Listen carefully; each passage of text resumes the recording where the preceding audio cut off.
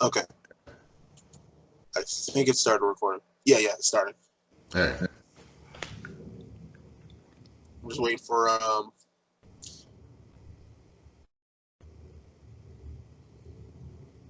okay. All All right. right. What's up, world?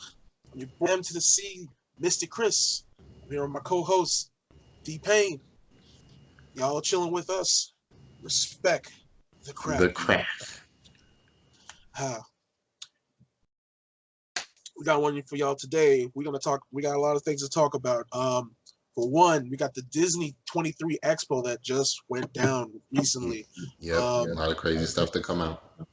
yeah, we got stuff from Marvel. Disney's throwing stuff at us, like literally. We got Black Panther 2 on its way. We got the Eternals.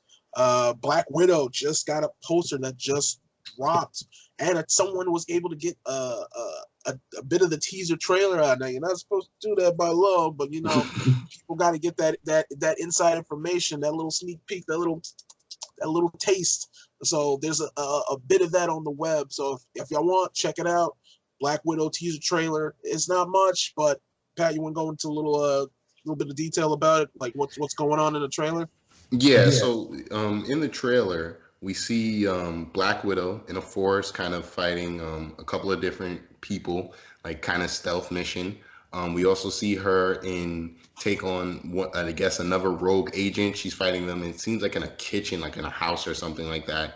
And then the end of the trailer, you can't fully see it online, but it is described as that Taskmaster is in a tank shooting with a bow and arrow, and that is where the teaser trailer kind of ends. So I think it's like a minute trailer where you see kind of like you hear a little bit of a voiceover. You do see Black Widow's trainer at one point. It's a very quick glimpse. I forget the name of. I think it's like the Red Bear. You see kind of like what that human personification is going to be in the actual teaser trailer, and that's pretty much it. That's how it ends. So it's a lot to be excited for. They put out the poster of her in her white suit. You didn't see that in the trailer, so it's going to be a lot of cool stuff. It seems like it's going to be very interesting.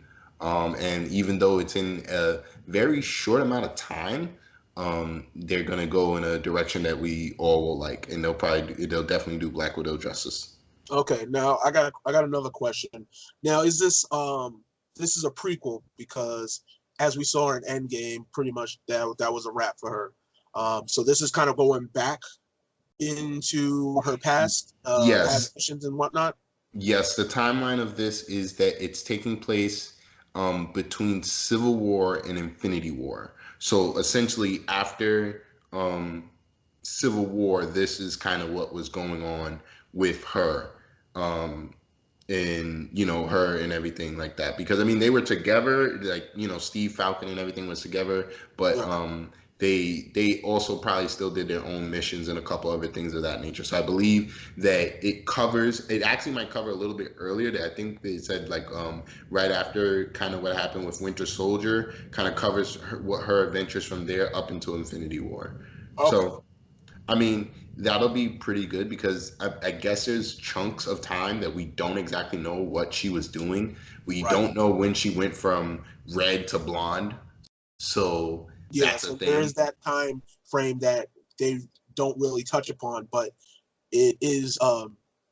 But we do, like, us as the audience do acknowledge, like, okay, wait a minute, her hair changed. How much time has passed since she changed it? And what did she go through in her, like, emotionally and physically that that occurred throughout the time in Endgame? Yep. I'm sure that's got to be addressed because you just can't leave that out and jump cut to that without any explanation. It'd be just weird. Same thing Hmm. for Loki, which we're gonna get to the Disney Plus Marvel shows in a minute. Yep. That Loki's got his own show coming out, which is going to answer probably the questions that we have for what happened to Loki from Avengers Endgame, and will they be addressed in this? Plus, the possibility of him returning in some way, kind of form, to the present day uh, with the Avengers, Hmm. or just in Marvel in general. Uh, Hmm. So that's that. We got Falcon and Winter Soldier, which is another new show that's coming out on Disney Plus. And you said someone's in there that's Yes. an athlete. So they've confirmed a lot of people that are going to be in the show. People that are going to reprise their roles. We have Emily Van Pump, I believe that's how, or Van Broom, how her last name is pronounced. Was Agent Carter, not Agent Carter, Agent 13, Peggy's niece. So she's going to be reprising her role. We also have that Wyatt Russell, a hockey player, is going to be playing U.S. Agent. So that's going to be really good. U.S. Agent, he essentially, the government needed its own poster boy. Like Captain America has always been a symbol. So even when Captain America wasn't a part of the government, they still had somebody who was filling the role of Captain America, and that became the U.S. Agent, Wyatt Russell. So that was really good. Right.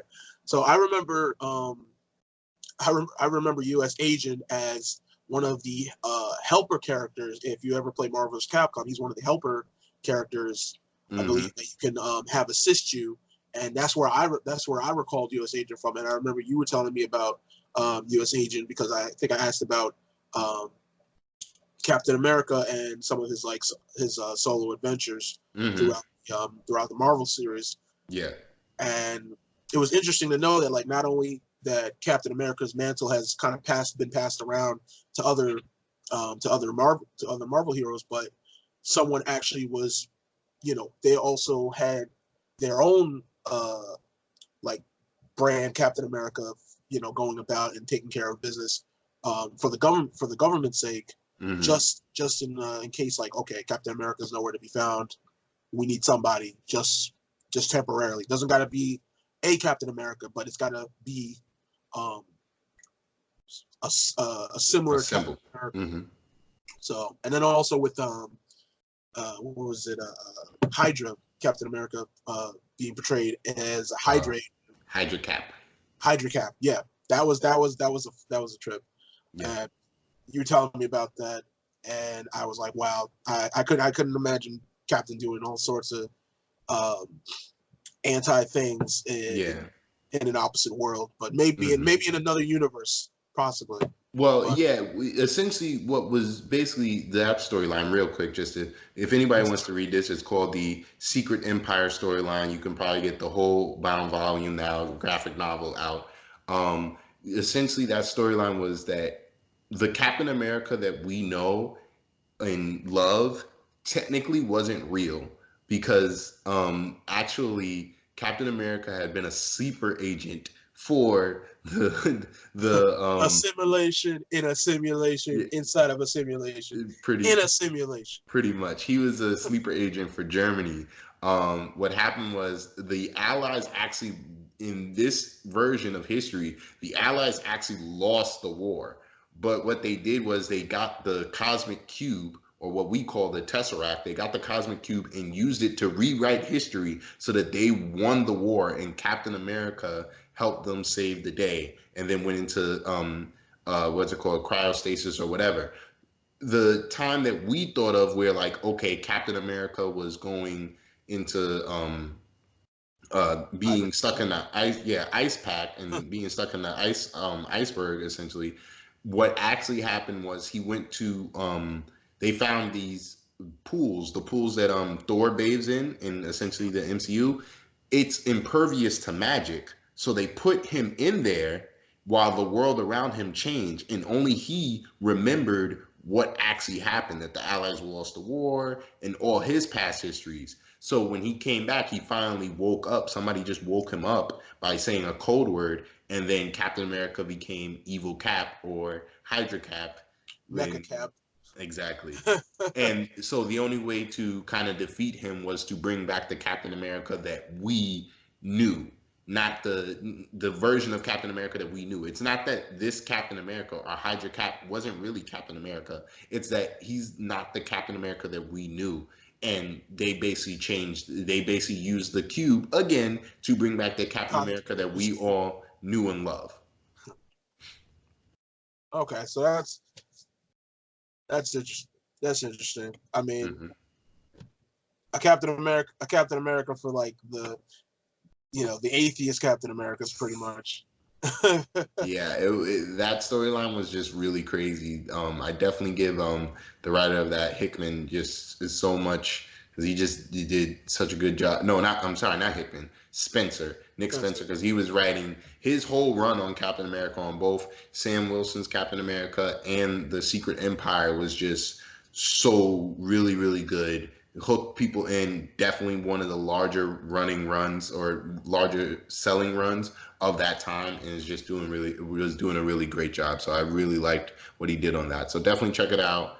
Um, and Now, I think they touched on a little bit of that in Endgame, but it was just for a brief. I guess maybe it was brief fan service, so to yeah. speak. So essentially in Captain America Winter Soldier, the Endgame is just full of callbacks, and I just love it so much for that. But essentially, what they did with that was that it was a callback to Captain America Winter Soldier. Essentially, in Captain America Winter Soldier, you find out that Hydra has been growing alongside of Shield the whole entire time, and Mhm. that now the everybody, a lot of people that are in Shield are Hydra, and Captain America is in the elevator, and everybody's they're all thinking that he's You're thinking these are all Hydra. Every exactly, these are is all Shield agents, and then you find out they're all Hydra agents later on. You then in Endgame they have a callback to that same thing, except for now in the Battle of New York, which is takes place a couple of years before Winter Soldier. We find out that Captain America, basically to get the scepter back, he tells them, "Don't worry." He says, "Hail Hydra," and they're all like, "Oh my uh, goodness!" Like uh, Captain America's on Hydra, like uh, and that's how he gets out of there. So it's kind of crazy, and it's a yeah, cool callback and a callback to the comics. So really good stuff. yeah. He's like that one guy at the party where it's like he learned a new catchphrase or a new Urban Dictionary lingo, and he's just like experimenting out with like everybody. It's like, hey, what's lit? This is fire. Exactly, Ah, essentially. it was bombs. You know, he's that Mm. like that one guy here. But um, let's keep it going. We got the we're gonna travel over to the galaxy far away section in Star Wars here. We got the Mandalorian. Check the trailer if y'all haven't. It looks really dope. They really are they really put a love and effort into it. Like I know it's it really depends if it's like big screen or if it's like on a small screen. But for this, I guess it's a Disney Plus exclusive. Yeah, it's going to be a Disney Plus series. I believe right now it's slated for about 10 episodes.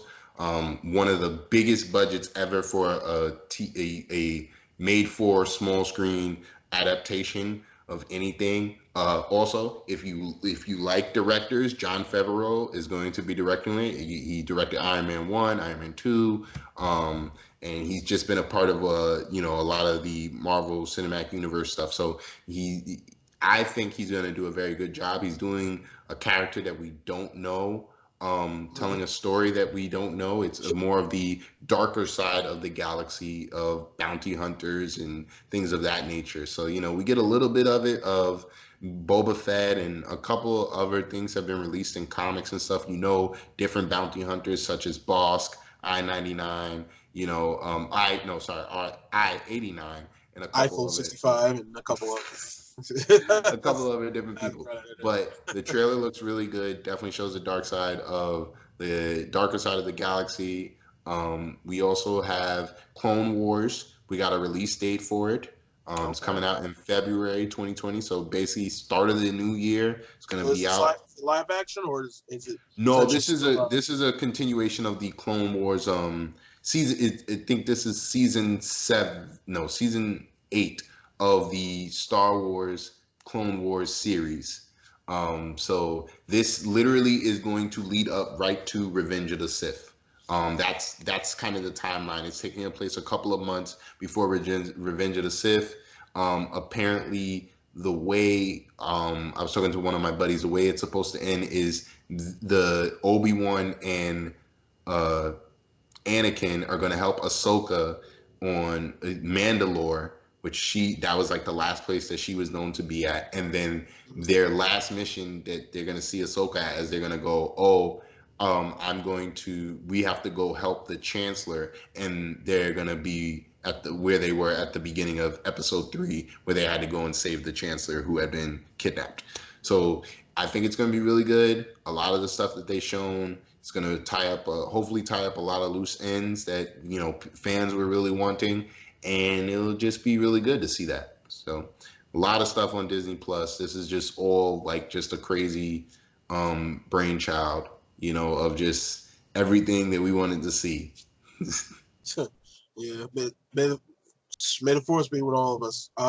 We also got Star Wars: Rise of the Skywalker. If you don't know, that's on its way coming out. I believe the end of December. It's going to be in December of this year, right? Yep, this year. Okay. December of this year. So right. Essentially what came out of D23 for that is a new poster. We already had the trailer. They released the trailer a little bit earlier.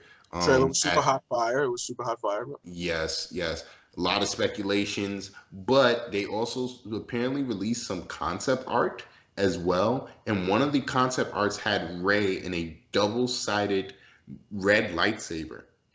So, and also stills for a fight underwater.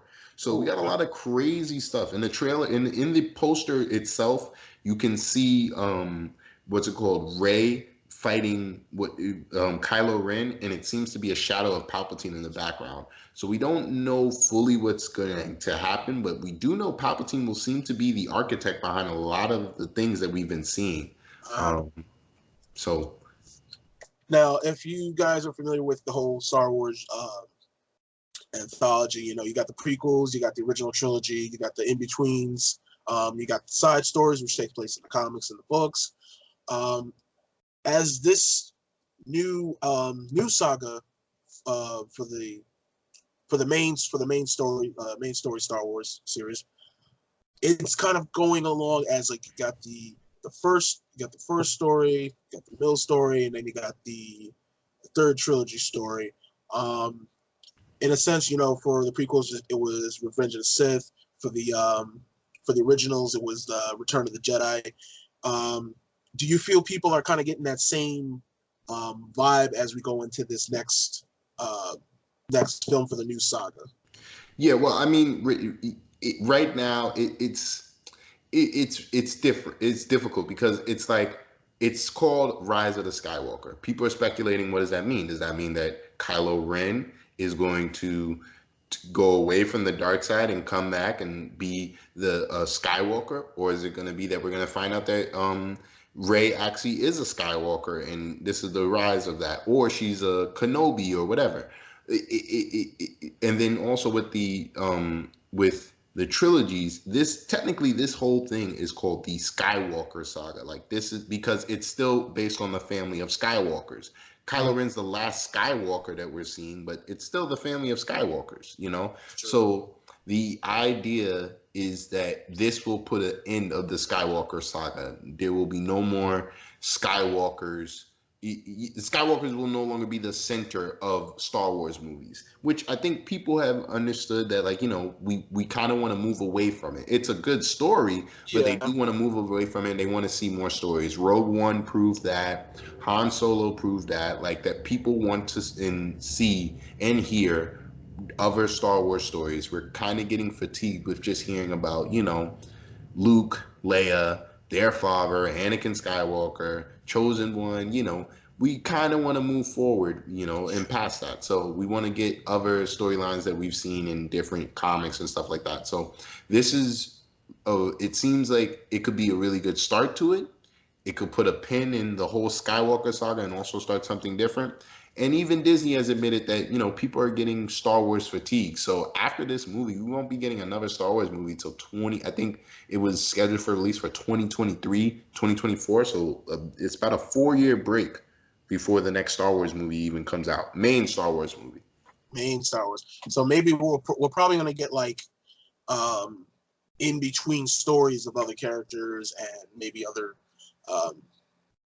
other places, maybe even other battles that had gone on. Now, I'm thinking that if we ever would touch on the Knights of the Old Republic um, ensemble, will that ever be like maybe incorporated into film or TV shows in some ways? But I know Well, for sure that Lego Star Wars is always going to drop a new game for the movie series. They always seem to yes. top it first before even the movie's even out. And it's if that doesn't bring spoilers into the mix before anybody even sees the movie, then it's like, well, what's the point of seeing the movie if the game pretty much tells tells the whole Yes. story Well, of it. I mean, they've already announced that they're making a new Star Wars, Lego Star Wars game, which includes all of the games for the Skywalker saga. It's going to be a huge game coming out like next year, which is ridiculous. But yeah, they've already mentioned that they're going to do that. And that when it comes to the movies and stuff, I think what Disney realizing is like, look, people want shows, and they're gonna give people more Star Wars shows. That's why we're getting the Mandalorian. That's why we're getting Obi-Wan show. We're getting Clone Wars. All of this is gonna be on the Disney Plus app. So this is all just like D23 is just blowing everybody away with just the amount of stuff that's coming out of it. It's crazy stuff. Okay, so let's take let's just take a hyperdrive warp speed out of the Star Wars territory for right now.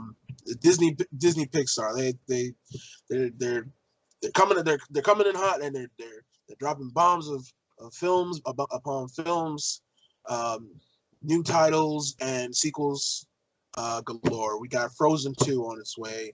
We Mm-hmm. got some live action. We got some live action remakes. We got some sequels of live action remakes.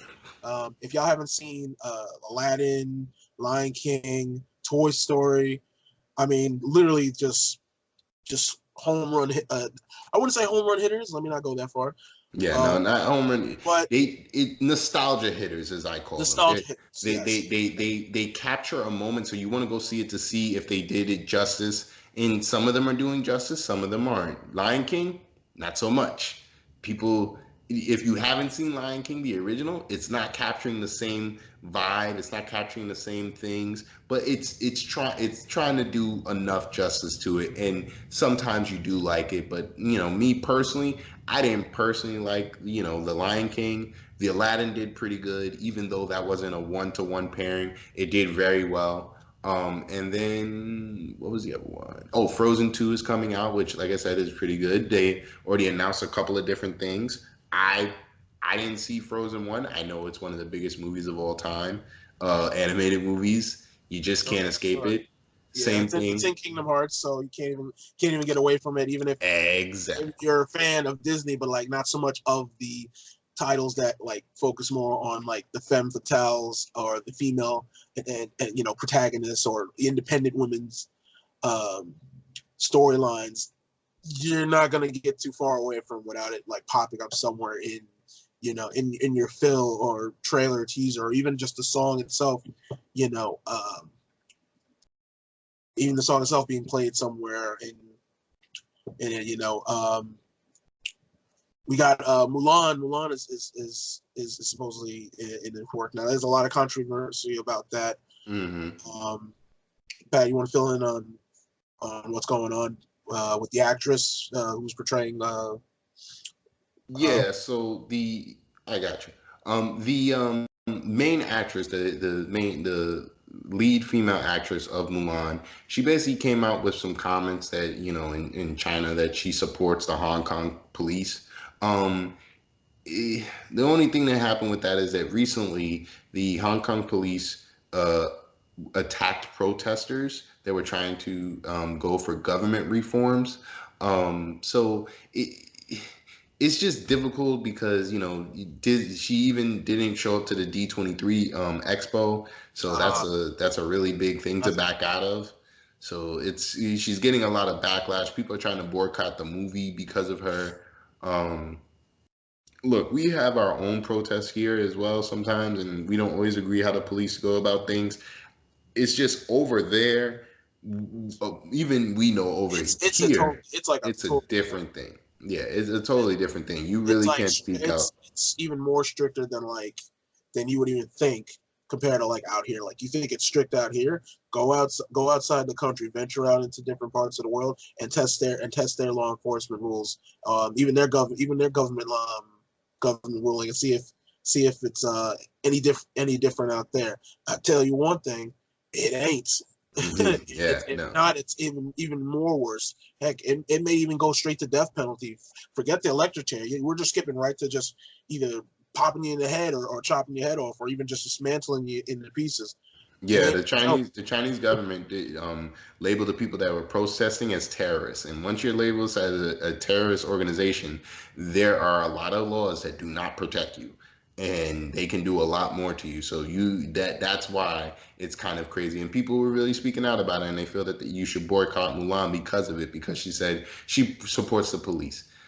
We have the same thing here when we have Black Lives Matter, and people are like, "Well, Yeah, Blue now Lives Matter too." we're not saying like all cops are bad, but but what happens in situations dealing with cops, um, against Black lives is that they're being put they set themselves up into the situations where they they're pretty much the bad guy, dealing with someone that literally hadn't either done anything wrong, or is afraid of, because they have either past history and don't know how to deal with it.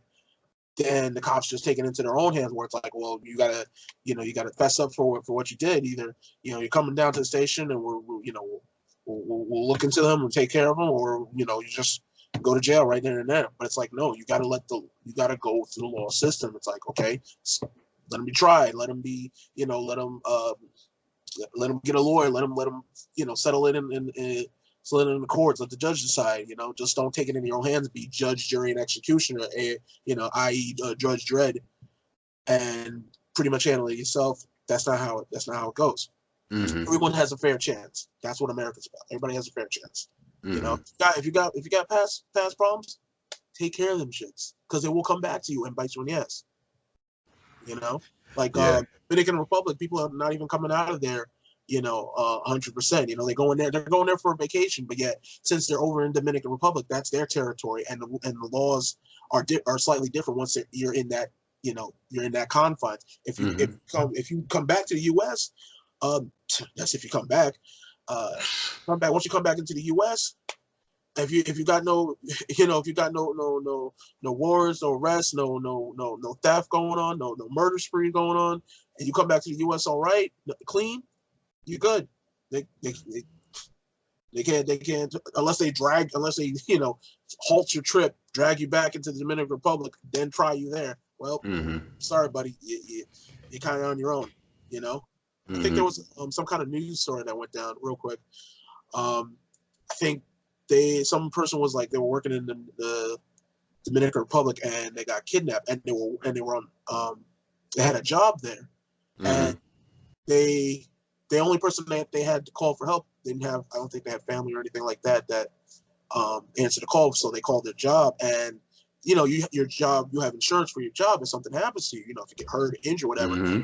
They couldn't do anything for the person since they got kidnapped by terrorists. It's like, well, sorry, we're gonna have to not covered in the insurance here. Not covered in the insurance. We're gonna have to let you go due to terrorist handling. I'm like, are you freaking kidding me?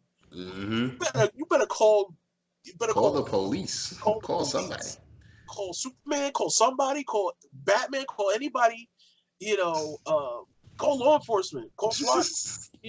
Call PETA if you have to.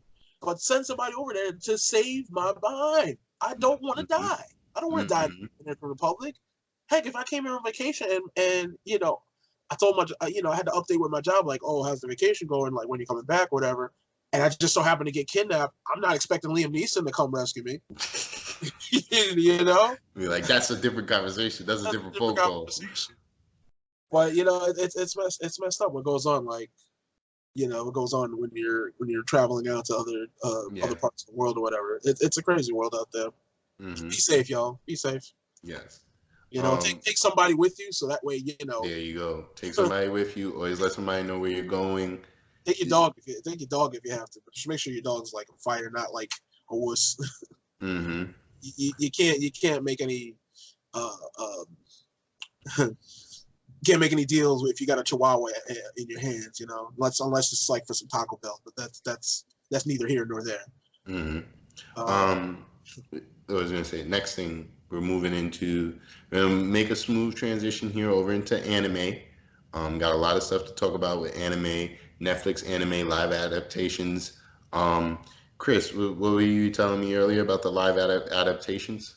okay, so the live action adaptations. Now there's a list going on, and it's kind of a brainstorm list from people all over the web and stuff like that for the animes that we do want to be adapted into live action, and the ones we don't want, and the ones that are coming out that, well, we can't really do much about because they're already on the way out.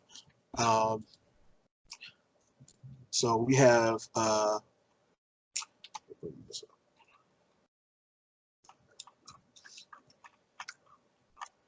think the first title we had was Alita Battle Angel, which already has came out in theaters. It's already on DVD, Blu-ray, digital copy.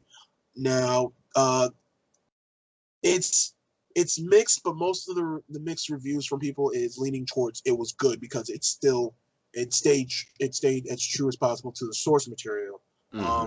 Even though a lot of people who are not familiar with the Alita Battle series, Battle Angel comic book series, may not feel that it really holds up to being like its own movie if you don't know what what it's if you don't know where the source material is from. Mm-hmm. But for what it is, I say it's an entertaining action blockbuster, not blockbuster film, but comic book adaptation film based on a series that I think I think it does well. I think it does well. It stays true. Now, in the past, we have done that before with Ghost in the Shell, Dragon Ball Evolution. Even though in the community we do not speak of Dragon Ball Evolution for reasons explained. Speed Racer is another one. Surprisingly, Voltron, even though it's still animated Legendary Defender on Netflix, surprisingly, it does well for Mm-hmm. it does well for itself. Mm-hmm. But that's one. Another one is, let me see. Give me a second. I'm running on like dial-up over here. It's 2019. I'm running up on dial-up. Akira. Now, Akira was in the process of being made into a film. It's been asked to a couple of directors, from George Miller to Jordan Peele. I believe now the last and latest person to try and take a crack at the adaptation is, hopefully I can pronounce his name right, Takia Waititi. Mm-hmm. And from what her thoughts on how she's going to approach this project is that she will not whitewash the cast. And Her? I thought it was he. excuse me. Sorry. Yeah, this is same director for Thor, Love and Thunder, in most of the Thor movies. He's been the director. Right. He will not whitewash the cast, and he will not whitewash the cast. The cast.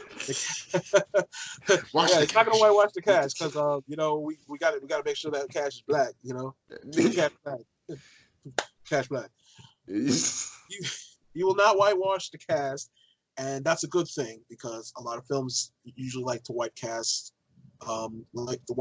their characters. For i.e., Thoughts of Egypt as an example, it's not comic book based, but story wise, a lot of the characters are Egyptian, Egypt African American descent. But what they did was they whitewashed that whole entire cast. So now you have white actors portraying Egyptian characters, portraying Caucasian, portraying even Caucasian characters, portraying Egyptian characters. Mm-hmm. Why? Just like they're good.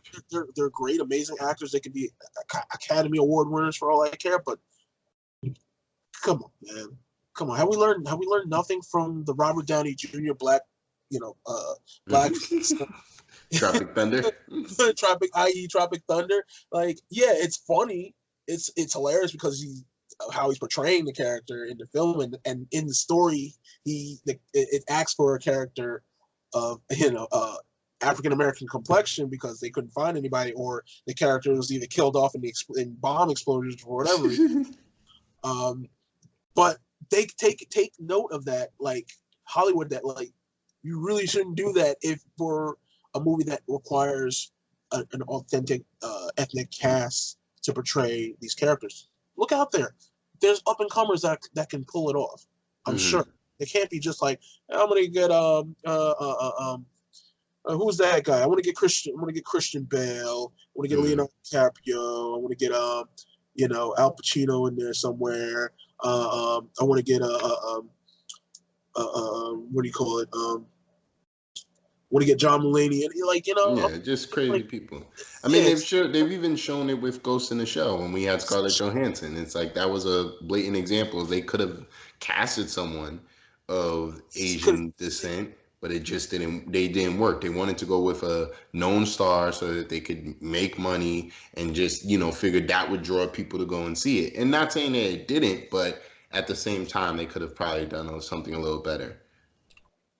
They could have. There's no reason that you can't venture out and find the proper ethnicities to portray these roles. But that's neither here nor there.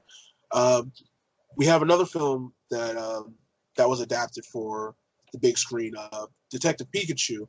Now this is based on the Pokemon series, and this is in CGI, and this is actually done really fantastically. I per se haven't seen the film myself yet, but everyone else has seen it and have nothing but good regards for it at the utmost. And I believe this is setting the bar for the next films that they're doing, which are pretty much revisits to the first Pokemon films that came out some years ago. First movie, 2000, Mewtwo Strikes Back, and I believe their approach is going towards this live action animation hybrid style, and I think it's going to work really well since this film has pretty much pushed sales up through the roof, and you have Ryan Reynolds as the voice, although there was some debate about that where they wanted someone else to do the voice. Danny DeVito, I think was one of the choices for it, but we got Ryan Reynolds, who was I guess the second runner up for the voice. We've seen him in Deadpool. Now he's portraying Pikachu, so that transition was like a little different at first, but you know what? We settled and we adapted, and I think we kind of accepted it as okay. That's fine. It's still a voice. I think Ryan Reynolds could pull it off. There's I think behind the scenes of him, getting into the mode and mind frame of being Pikachu, which is really fun. Let's check that out online. And it turned out to be a great pairing. So Detective Pikachu, that's out on Blu-ray DVD. Check it out, digital copy. If you guys don't want to go out and pick it up and be a lazy ass, do that. Next up, we want Cowboy Bebop. Now the great thing about this is that it's getting a Netflix adaptation. Now one of the characters from, I believe, Harold and Kumar, John Cho, I believe his name is. Yes, is portraying the character's name. I forget. Patrick, can you help? What is it?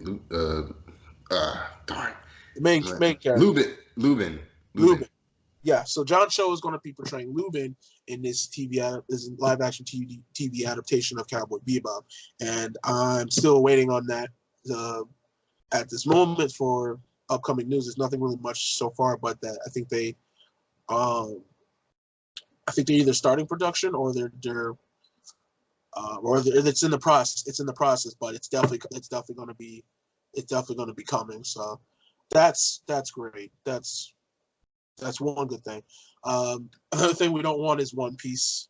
I'm not sure how that would quite work. I mean, we got the American version of One Piece. It's a series based off the Japanese manga, and I feel it's just going to have a hard translation from their character designs to live action. Now, if you see Yeah. the characters on the show in the series, they're very tall and slender. That's a style that a lot of artists use if when Hmm. portraying their characters. I think it's like they're tall and slender. You can put more on the screen. If they're Yeah. short and stubby, then it just kind of leads it to like one or two characters per scene, and Yeah. then you have to kind of use depth in order to, you know, um, to ratio it out, like how many things you can have on the screen at once in one scene. Yeah. Um, but if it's like if you kind of take certain, if you just work on the main characters first, give them a slight modernized appeal to them, because who's running Yeah, around? that's what I was gonna say too. Like Who's if running you around in give them, pirate outfits and whatnot, unless it's like yeah. Pirates of the Caribbean's atmosphere, Hmm. But this is like it's modern times. They look like they could be modern people, but I think their attire needs to be, up to, a little bit more up to date. The certain aspects you can keep if so that they recognize, so that the main characters are recognized for who they are. It's like, okay, if I'm looking at Luffy, I want to see the vest and I want to see the jeans. That's fine. He could rock maybe sandals or, you know, low top shoes, something Hmm. that Yeah. would be fine. As long as the haircut is pretty much there. You got Zoro, you got what's the girl's name? It's right there. Sanji, Sanji's there. Robin. Robin. Zoro. I said Zoro already, right? Yeah. Zero. It was Zoro, right? You said Zoro. You said Sanji, Luffy, Anybody else and on this? Robin. And then Yes. what's And the? Rob. And then I'm forgetting his name. One that shoots the uses the slingshot. Oh, he's like a Quagmire kind of character, right? Hmm. Yeah. Yeah.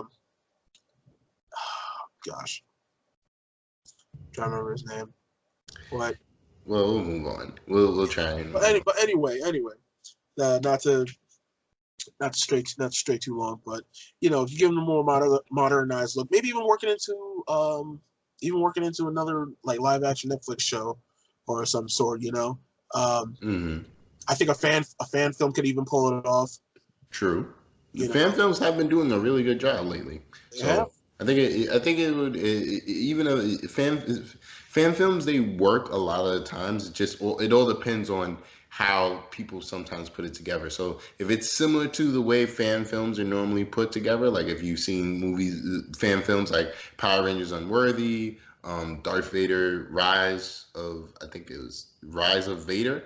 Those type of fan films have done really good, been really successful. And if it's similar to that, I think people will still like it. The One Piece adaptation. Mm-hmm. But staying on Netflix, but moving into a little bit of anime on the Netflix of the 2D kind, we have a brand new anime by LaShawn Thomas, a black animator, called Cannon Busters. Now, Cannon Busters is a really fun anime. It's a nostalgia anime, as I like to call it, because it takes from everything of the 90s anime: Cowboy Bebop, Trigun, Samurai, like just so many different 90s animes it pulls from.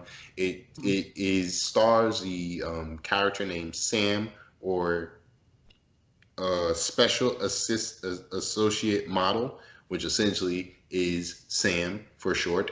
And she is a robot who is looking for her friend, Prince Kelby of Boudica. And Boudica is a colonizing nation that he's from, is his kingdom. And they're looking for an outlaw, and they find him, an outlaw named Philly the Kid, an immortal outlaw who is, they want his help to find Prince Kelby. And that it kind of goes into give the first season gives you a scope of the land, like how the whole series is supposed to go. You meet a couple different characters, a samurai named Nine, and a couple other different people. Really good show, really good animation.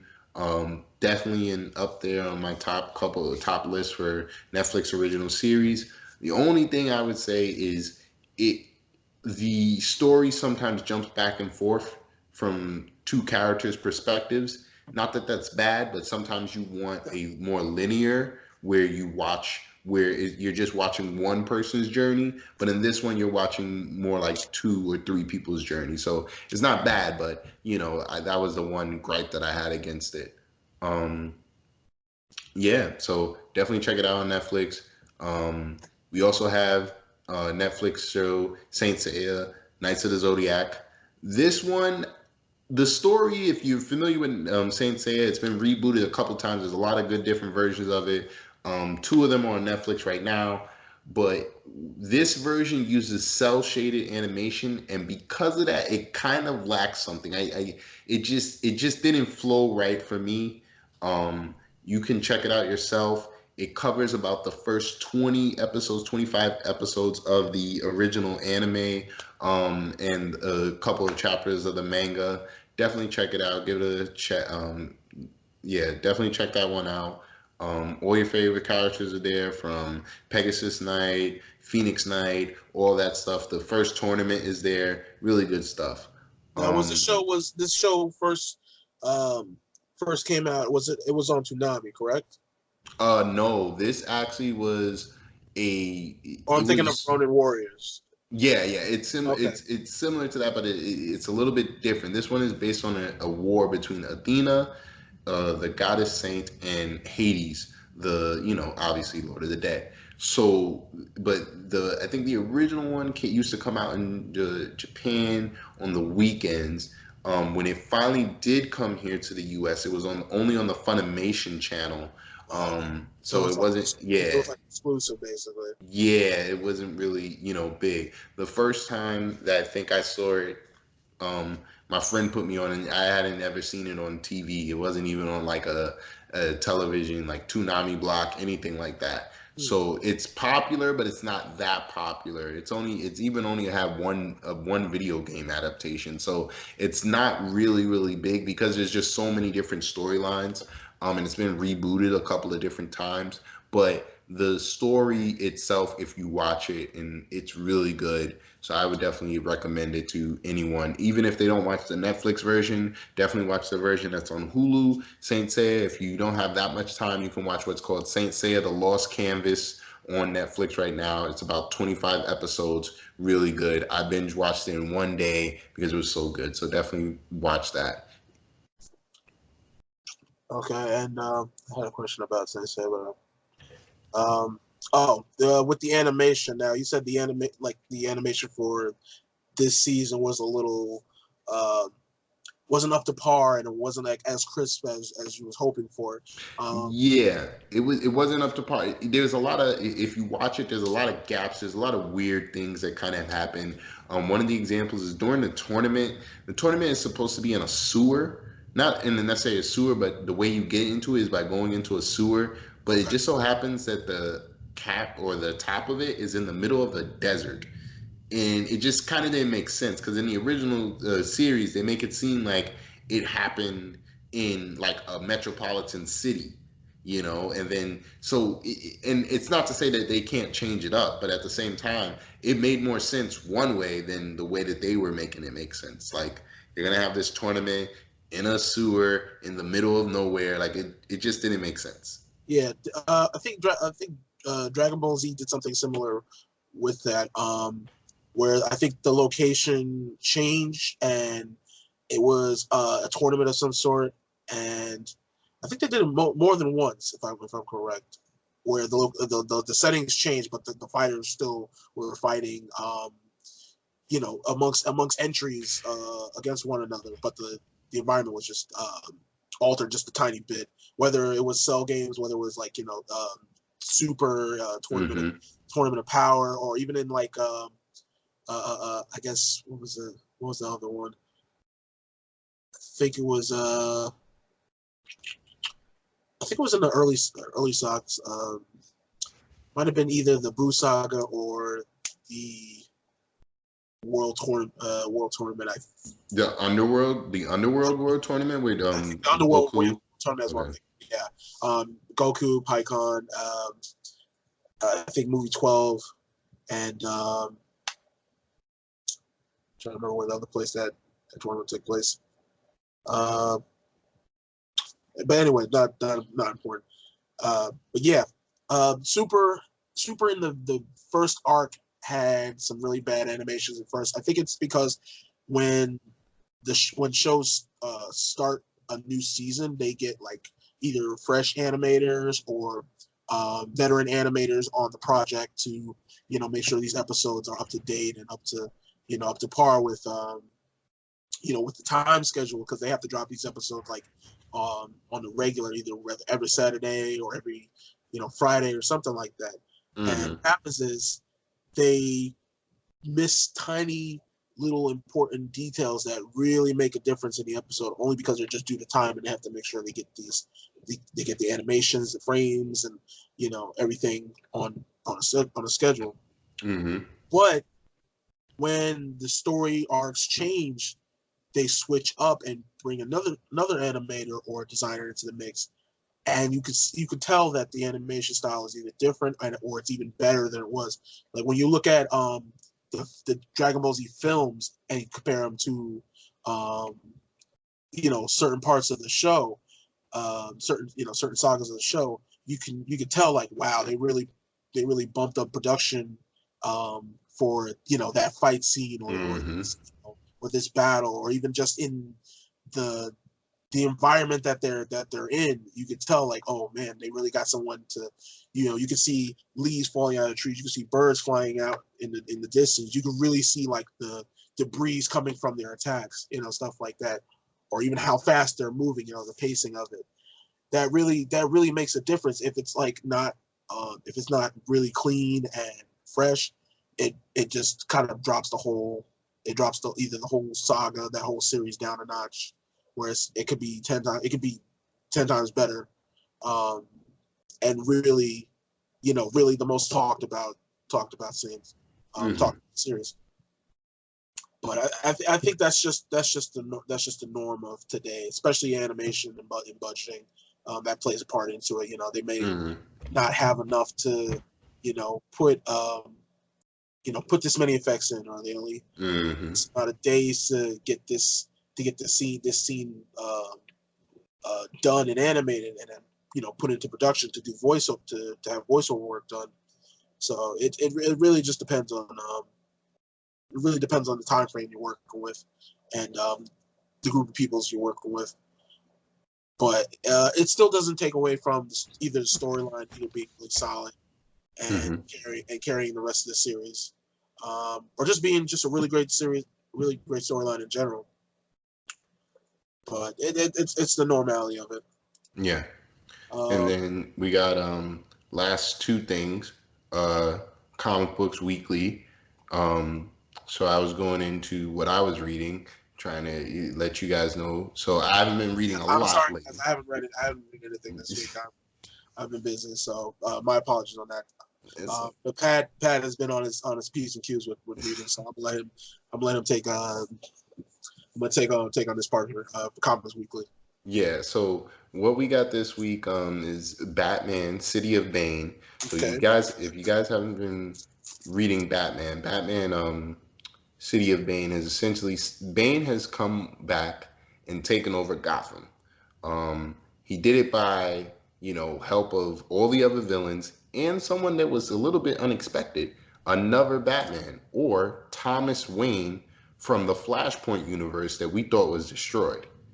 We didn't know why this Batman or Thomas Wayne was working with Bane, but we come to find out that this Batman or Thomas Wayne believes that Bruce should stop being Batman. He needs to have a life, raise his sons, like do all that. And Thomas Wayne feels that the reason why Batman is because he wasn't there. So he thinks that if he comes back and basically does Batman's job better than Batman was doing, that Bruce will stop being Batman.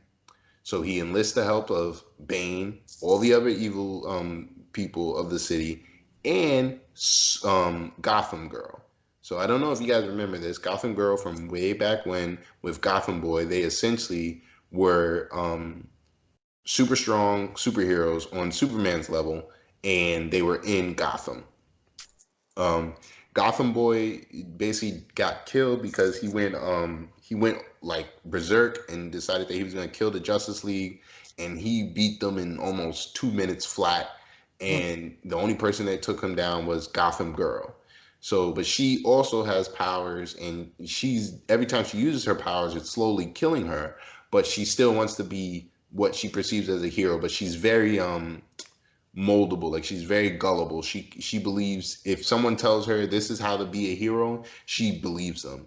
So in the couple of issues that I've been reading essentially for this storyline, we have basically Thomas Wayne, or basically beats Batman. He beats Batman in a one-on-one battle, after Batman uh makes it where he basically sorry he beats him in a one-on-one battle after Thomas Wayne tried to bring back Bruce Wayne's mother in another pit, which basically revived somebody's life. When he goes back to Gotham, he eventually he tells the world that he's working with Bane and that everybody needs to stay out of Gotham. They'll police it on their own. They'll clean up the crime and everything, but they have to stay out of Gotham, the world. And then he tells the Bat family that they have to stay out of Gotham or else he's going to kill Alfred. So, ouch. So at first you're like, oh, this is crazy, but we've seen this before. We've seen a world where the outside world has to leave Gotham alone, yada, yada, yada, right? Yeah, But blah, blah, blah. exactly. But the added factor to this is that you see that the Bat family is having a hard time with staying out of Gotham because they want to save Alfred. They don't really necessarily care that Bane is in, Gotham and taking over it, but they definitely want to stop him from hurting Alfred. Yeah. So, but they want to come up with a plan. They want to wait for Batman to come back. They want to come up with a plan, but Batman at the moment is healing because his back is broken again and he got beat up really bad. So yeah, so instead of Bane breaking his knee over his back, it's like just. Well, no, his father did it. His father right. did it. His own dad is just like, I'm gonna just snap you in two like a Slim Jim. Mm-hmm. There you go. Now go rest. now go be a wuss. Yeah. So Catwoman is basically healing up Batman in some other place. It looked like France, but I'm not 100% sure. So during that time, Damian is talking with the other Robin, and he's like, look, we need to just go in there and get Alfred. And he's like, yeah, but if you get caught while you're going in there, Alfred dies. Just wait. Don't be a hothead like you normally are. Mm-hmm. Damian doesn't listen. Don't be a Raphael. Be a Leonardo.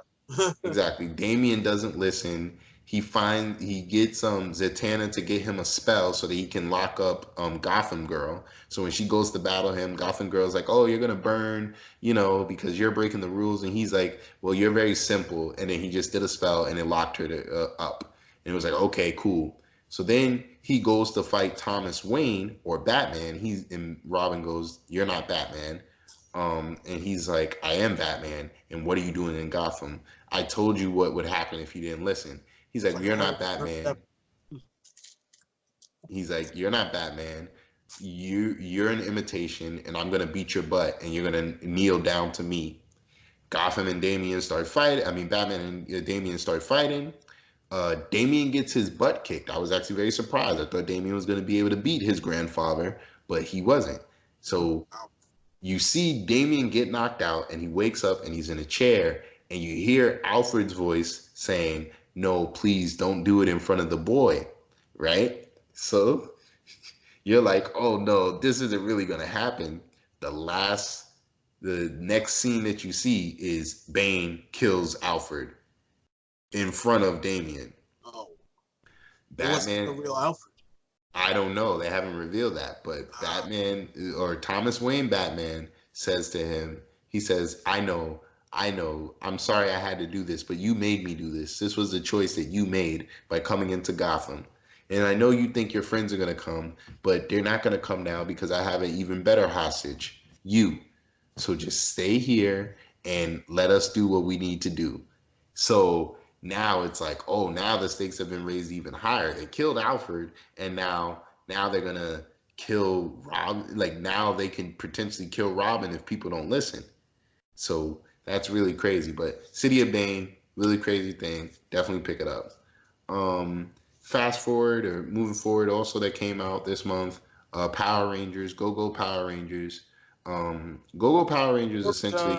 Uh, Go Go Power Rangers is essentially a continuation of the Go Go Power Rangers that we had before, except for this time we're now dealing with the new team. So if you recall in Power Rangers, there was the Power Rangers when Tommy joined the team as the Green Ranger, and then now we have a team that is the Power Rangers team after he joins. And now he's the White Ranger. So they're going with the new dynamics, going with like people, they're trying to get the team together, just working on chemistry issues and, things of that nature. They're calling out maneuvers like they were the old team, but then they forget that these new guys don't know their maneuvers. They're getting things all together. Everybody feels like they're having a hard time being a ranger, the usual pitfalls. Um, and it's just it's getting into the flow of that really good story and stuff like that. The only other thing that did happen is we now have a new type of Power Ranger called the Solar Power Rangers. They have morphers that use the Zeo crystals, but they absorb the sun, and they can morph like that. So or, yes, and those Rangers are the old Rangers, the old Black Ranger, what's it called? The old Black Ranger, Zach, um, Jason, Jason, and Trini. Treaty. Okay. So they're now the red, yellow, and black ranger, respectively, of the solo rangers. So that's a really good one. We met two other characters that are also the purple solar ranger and I believe, the blue solar ranger. So we're gonna see how it goes. A lot of cool stuff is happening. And it seems like they're building up to another crossover event between the Mighty Morphin Power Rangers and the Go Go Power Rangers. But we're gonna see how that goes. Mm. And that is one other comic that also, if you guys are gonna take a chance on, Amazing Spider-Man. The last arc that they just had kind of just finished, which is Kraven the Hunter.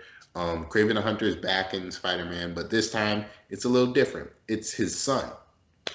Craven sets up a tournament essentially of all the spider totems, which is Spider-Man and any of his villains, against, these people that are using arcade machines or bot machines, and they're using it to try and kill the villains. Only problem is they thought it was a one way where like the people that were using the suits thought that their bodies wasn't going to get hurt, but if they died in the suits, they died in real life. Oh, So tragic. yes. So then Craven essentially decides that he's going to force his son to now become the hunter. And his son does. His son becomes the hunter, and his son even hates the fact that at the end he has to kill his father. Because Craven's like, in order for you to become the alpha hunter, you would have to be able to defeat me. So the apex predator. And he does. But only because he thinks that it's Spider-Man inside the suit. He pulled a switcheroo. He put on the Spider-Man suit again, started running around, and then when the Craven the Hunter, or Craven's son, decided that he was going to kill Spider-Man, he wound up killing his own father.